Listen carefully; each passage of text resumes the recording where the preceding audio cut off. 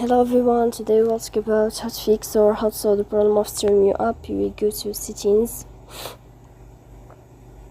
Here in this page you can go to apps, default apps, app settings.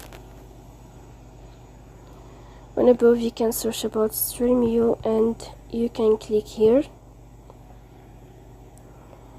Then in this page you can go to first stop and you can click OK. After that you will enter to the window of storage like this. Here you can click on clear cache. In the end you can turn off your phone and you can wait a moment to turn on your phone again to fix that problem.